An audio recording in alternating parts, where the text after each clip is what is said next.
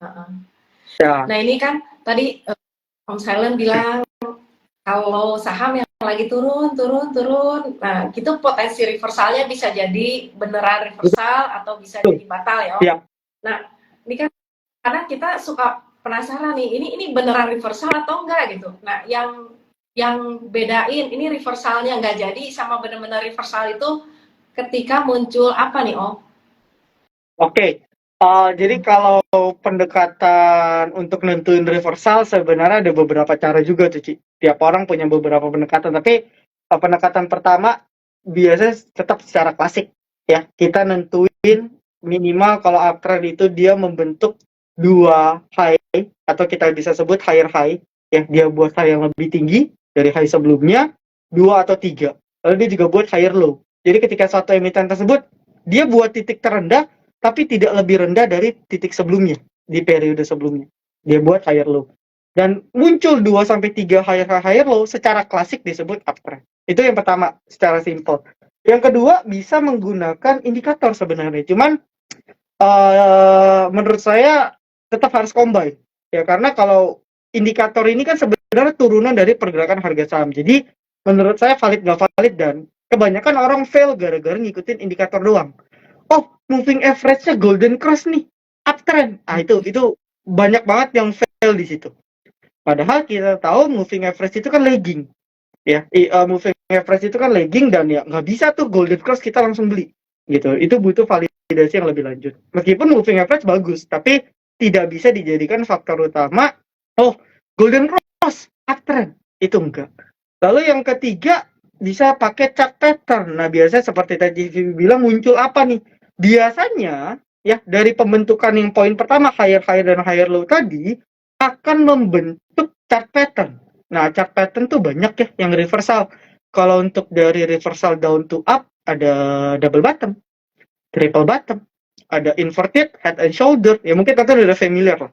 Ada mungkin cup and handle gitu ya dan lain-lain. Nah, di pembentukan higher low itu ada chart pattern sebenarnya. Gitu. Jadi nggak bisa kita pakai salah satu, Ci. Menurut saya ya, yang efektif itu ini harus confirm, poin satu, poin kedua harus dikonfirmasi, poin ketiga juga harus validasi. Dan poin keempat, yang menurut saya cukup fatal ialah kadang kita nggak bisa bedain nih, teman-teman.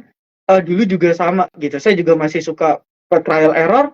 Kadang kita nggak bisa bedain, ini uptrendnya secara major, atau uptrendnya cuma uptrend dalam time frame pendek. Itu kita suka masih nggak bisa bedain gitu ya, karena kalau kita belajar dari teori kan sebenarnya tren itu ada tiga ya, ada major atau primary, secondary, sama minor. Nah kadang betul kita bilang emiten itu uptrend tapi minor dalam time frame pendek, tapi secondary-nya masih non trending, primary-nya masih downtrend. Nah kalau ada teman-teman mau valid, pastikan majornya uptrend gitu. Jadi jangan kebalik, jangan kita nentuin minornya uptrend. Kita harus mastiin major trend atau trend secara besar itu uptrend. Dan itu akan memudahkan dan harusnya kalau majornya uptrend, secondary dan minor sendirinya akan ikut. Karena kan pergerakan utamanya kan uptrend. Nah gimana Om cara cari tahu major? Itu bisa pakai chart daily, even chart weekly atau monthly. Gitu. Jadi mungkin buat teman-teman yang suka fail, karena sebenarnya nggak fail, bener uptrend, tapi time frame-nya time frame pendek. Itu yang salah gitu. Jadi time frame pendek uptrend bukan berarti saham itu akan naik terus. Nah, itu kita perlu belajar gitu ya. Makanya sama CVV belajar, sama tim Pade Sekuritas juga belajar, sama kita juga belajar, atau sama komunitas apapun lah. Kita harus terus belajar bahwa analisis teknikal tuh luas banget. Jadi nggak bisa tuh kalau teman-teman belajar 2 bulan atau bahkan ikut kelas 2 jam langsung pintar. Nggak bisa. Karena ilmu analisis teknikal luas banget. Bahkan tadi kita ngomongin tren aja tuh kepecah-pecahnya banyak banget. Gitu. Paling itu sih Cici untuk saat ini. Karena tuh panjang kalau mau dijelasin satu-satu. Kita semua lihat indikator sama, tapi ada yang satu berani, satu takut gitu ya, Om. Oh, ya itu juga biasa faktor pengalaman tuh, Ci. Faktor experience juga cukup mempengaruhi. Jadi kan ini ya, jadi minimal nih kalau bahasa saya gampangnya, kalau chart itu kan kalau lagi turun kan downtrend nih begini, kayak mangkok cekungan ya Om. Oh ya. Nah, kanannya udah mulai sayap kanan tuh udah mulai ada sekungan naik ke atas. Nah, itu udah mulai. Tapi selama kalau saya masih sebutnya turun, kayak pancing tuh, Ci. Ah, Saya sebutnya kail pancing. nah itu, Kail nah, pancing. jadi minimal penurunannya udah ada yang nahan, bayarnya udah mulai ada gitu Betul. ya Om. Ya, itu bisa. Jangan nangkepin jatuh ya, ibaratnya sebagus apapun kalau masih sellernya banyak ya masih Yes. masih turunnya, kecuali kalau memang valuasinya udah yakin bener gitu. Ah, iya. Cuman kadang-kadang gini juga ya Om, kita kepedean tahu nih kayaknya bagus murah, padahal sebenarnya bisa juga itu nggak murah menurut orang lain ya Om. Oh iya, benar. Karena kan mungkin pendekatan ngitung valuasi tiap orang mungkin beda-beda juga sih. Ya, yang lebih Itu. berpengalaman gitu kan. Ngitung hasilnya bisa beda-beda tuh untuk satu emiten aja. Nah itu intinya sih sebetulnya kalau beli saham jangan kemahalan ya Om supaya bisa dijual lagi gampang ya. Saya rasa Betul. kayak sistem dagang ya Om. Kemarin saya ngobrol sama orang dealer mobil tuh. Pokoknya intinya beli mobilnya jangan kemahalan aja. Kalau kemahalan nanti nggak bisa jual, terus nyangkut jadi barang nyangkut gitu harganya turun, saya jadi ketinggian. Nah itu kayak saham banget ya Om. Bahasa simpelnya seperti itu ya. Iya. Nah, Iya, betul betul karena titik entry-nya ketinggian, ya seperti JVB bilang, nggak ada yang mau lagi beli di harga setinggi itu ya akhirnya kita jadi nyangkut. Itu definisi saham nyangkut ya, Ci, ya. ya intinya sih kita mesti perkirain kira-kira ada nggak yang mau beli saham saya lebih mahal dari harga beli saya gitu ya Om. Ya, betul. Nah ini ada beberapa pertanyaan saya bacain Boleh, ya Om. boleh Bapak banget, Ibu boleh banget. ada yang mau tanya boleh silakan ya. Ini dari Backpacker Trader. Nanya Ci buat Oke. invest BCA kira-kira penurunan bisa sampai berapa menungguin harga bawah. Nah coba Om mungkin bisa dijawab Om. BCA ya? BCA BRI. Oke, sebenarnya saya harus ngelihat chart ya. Cuman mungkin kalau banking ya, saya punya prinsip sendiri untuk banking karena kan kalau kita lihat banking tuh weekly, monthly, daily tuh uptrend terus gitu. Ya, even kalau kita lihat waktu COVID, kalau kita lihat chart monthly itu sebenarnya masih dalam tren yang uptrend secara major ya. Kita bicara secara major. Nah, memang kalau kita mengesampingkan ada faktor-faktor bakal ada amit-amit pandemi atau segala sesuatu yang sifatnya panic sell, kalau kita kesampingkan hal tersebut, menurut saya banking kalau udah koreksi 5-10% dari high, ya dari puncak tertinggi, misalnya contoh saya lupa BCA itu sempat all time high-nya di berapa ya? Mungkin 9.500 atau berapa? Contoh 9.500, dia udah turun 5-10%. Ya. Nah, turun 5-10%, Anda bisa cicil. Nah, makanya kalau banking itu cocok dengan istilah DCA. Ini kita kalau ngomong invest ya, dollar cost averaging. Nah, itu tiap bulan tuh Anda cicil. Kalau udah turun 5-10% Anda cicil. Karena kan time frame kita invest. Ya, jadi jangan pernah kita punya mindset, saya mau dapat harga BCA paling murah. Itu biasa nggak bakal dikasih. 1 jam ya, Om Sudah Silent. 1 jam ya? Waduh, nggak kerasa juga. Nih terakhir nih Om Silent. Ini tapi saya diskusi dulu ya. Nah ini kalau lihat saham-saham yang menarik kan, emang Indonesia kan yang menarik tuh sekarang di sektor EBT kan ya. Terus komoditas itu kan batu bara sama nikel nih kayaknya mulai rame-rame lagi nih Om. Iya. Nah kalau menurut Om Silent nih, kalau sektor EBT sebenarnya udah kemahalan belum atau masih baru mulai panasin mesin gitu. Oke, wah ini pertanyaan lumayan menarik ya. Disclaimer on dulu ya, teman-teman ya. Jadi kalau ditanya apakah baru mulai panas, sebenarnya mungkin kalau kita bahas dulu secara isu ya. Isu EBT ini memang udah lama sebenarnya mungkin. Jadi kalau teman-teman ngikutin selalu digaungkan environment lingkungan. Yang diserang batu bara gitu ya. Yang diserang tuh batu bara yang mana isunya tuh diangkat tiap tahun gitu. Kalau teman-teman perhatiin tuh akan selalu muncul berita EBT. Nah, cuman memang pergerakan harga sahamnya kan udah mulai merespon ya secara real baru di tahun ini lah. Ya kebetulan kan PGO juga listing ya di tahun ini gitu ya. Lalu juga KIN dan ARKO yang kalau kita lihat secara kinerja juga memang kan lumayan growth di tahun ini juga. Jadi menurut saya ini masih long run banget sih karena EBT ya sesuatu yang soon or later pasti akan transisi ke sana, tapi nggak akan dalam waktu dekat gitu. Nggak usah jauh-jauh kita kalau bahas motor bensin dengan motor listrik, ya mungkin bisa makan waktu 5-10 tahun gitu untuk motor listrik itu ngedominasi. Itu kan time frame-nya panjang banget. Dan menurut saya EBT juga sama. Kita karena mau bagaimanapun batu bara masih the cheapest ya, salah satu bahan bakar yang paling murah ya, yang paling gampang juga, yang mana kita punya Indonesia punya cadangan juga. Kalau nggak salah dulu saya pernah baca dari Kementerian SDM itu cadangan batu bara kita masih bisa sampai 50 tahun ke depan. Gitu. Jadi memang proses transisinya tuh bakal panjang. Nah, cuman mungkin kenaikan dalam jangka pendek ini ya kita harus jaga-jaga ya. Kalau time frame kita pendek, kita belinya ketinggian itu bahaya. Tapi kalau memang Anda siap untuk time frame-nya long, siap ya. Jadi jangan sampai Anda beli, bilangnya siap, ketika setahun nggak jalan jadi nggak siap. Jangan, harus konsisten.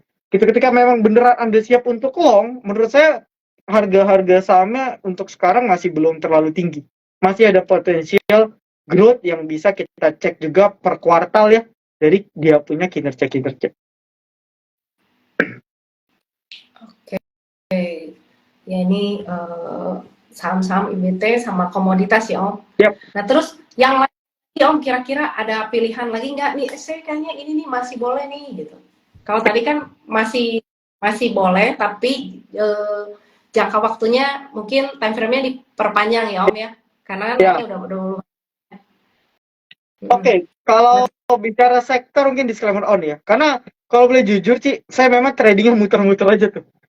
Di migas, kalau enggak ya di EBT gitu. Mostly tradingnya tuh memang berputar di situ. Karena ya dua sektor itu aja yang memang naik sendiri, sisanya pada drop. Cuman mungkin melihat potensi-potensi ke depannya, menurut saya komoditi-komoditi lain juga bisa dilihat ya.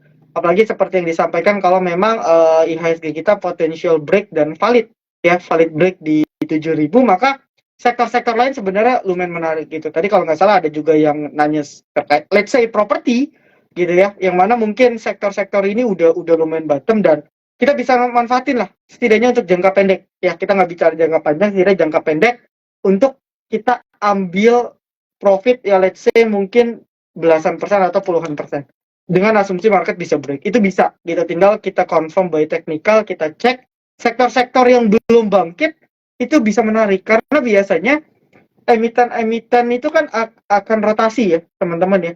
Jadi nggak bisa tuh saham migas terus naik, pasti ada waktunya dia rotate gitu ya. Saham migasnya koreksi atau sideways, saham lain yang naik. Bisa jadi nanti bank digital karena efek dari cut rate, kita nggak tahu gitu. Bisa jadi saham teknologi, kita juga nggak tahu. Tapi itulah gunanya kita update terus berita teman-teman ya, update terus berita, update terus situasi terkini biar kita bisa nggak ketinggalan. Jadi masih banyak merasa sektor-sektor di luar tadi yang saya mungkin nggak bisa sebut secara spesifik karena sektor-sektor lain itu lumayan banyak dan memang posisinya lagi sama nih, sama-sama saya tulis Ci. Gitu. Jadi kita nggak tahu siapa yang duluan akan ke-trigger by katalis itu gerak duluan. Jadi pasang mata aja nih yang Betul. kira-kira Pasang mata, pasang telinga. price action-nya bagus, kasih sinyal duluan gitu ya Om, kali gitu ya. Yes, benar. Gitu kayaknya ya. Betul. Harus up to date lah Ci intinya. Nggak boleh nggak up to date. Kalau yang buat trading ya diupdate gitu ya. Tapi kalau invest kan metodenya murah terus antepin terus, nah itu masih lebih simple.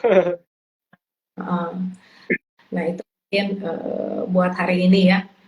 Mungkin ada yang mau disampaikan Om Silent buat statement penutup. Oke, sebelumnya thank you buat tonton yang udah nontonin saya dan CVV, nggak berasa juga udah sejam, thank you, saya appreciate. Dan ya mungkin pesan saya, nggak usah takut untuk terus belajar ya, jangan pernah takut gagal gitu ya, even kita harus gagal berkali-kali, itu menurut saya nggak masalah, karena di pasar modal ini kan kita untuk long run, untuk jangka panjang. Jadi menurut saya kegagalan dalam 1-2 bulan bukan hal yang membuat kita harusnya putus asa gitu. Yang penting bagaimana kita bangun fondasi, kita bangun mental kita yang bagus, kita bangun psikologis kita yang bagus, kita kumpulin pengalaman-pengalaman dari kegagalan-kegagalan kita yang nggak ada, untuk kedepannya kita jadi event itu sebagai trader yang lebih baik ataupun mungkin sebagai investor yang lebih baik. Itu karena apalagi buat teman-teman yang mungkin modalnya dalam tanda kutip mungkin masih kecil gitu ya, atau buat teman-teman yang mungkin baru lulus kerja dan sebagainya, ini justru kesempatan lebih bagus. Jadi kita gagal ketika modal kita belum terlalu besar, ya. Ketika kita berhasil dengan modal besar, wah itu akan jadi luar biasa. Itu jadi menurut saya pasar modal kita punya potential growth yang sangat amat besar menurut saya ke depannya. Jadi kalau teman-teman putus di tengah jalan nggak mau belajar saham lagi, itu menurut saya kesalahan yang bisa teman-teman sesali sih seumur hidup. Paling itu sih. Oke, jadi lebih baik kita nyesel karena pernah mencoba dan pernah Yes. gagal daripada kita coba sama sekali ya, Bapak Ibu. Betul, betul. Nah itu, karena kan ya kalau kita mencoba gagal, yaitu kita belajar sesuatu. Asal kalau lagi mencoba, lagi belajar, jangan terlalu gede-gede ya Om. Ya, jangan langsung coba masukin semua, itu jangan. Nah, money manajemennya diatur, Yes. senyumnya, jangan kata si ini, kata si itu. Apalagi kalau penyakit yang saya juga dulu kalau baru begitu ya Om, pengen denger ini, pengen hari ini juga jual naik. Nah, Ya, tapi betul. yang bikin loss kita paling gede itu di situ biasanya. Ya. Karena kita cepat dan terus kita cari contekan tanpa tahu apa yang kita beli. Nah, itu betul. ya. Nah, itu, terima kasih banyak ya Om Thank Silent you, hari ini Vivi. belajar dari Om Silent ya. Jadi Bapak Ibu mungkin kalau ada yang cocok dengan gaya trading dari Om Silent, bisa belajar dari Om Silent. Ada channel YouTube juga ya Om Silent ya? Ada channel Komplit YouTube ya? juga dengan nama Silent Trader Academy. Semua sosial media kita atas nama Silent Trader Academy.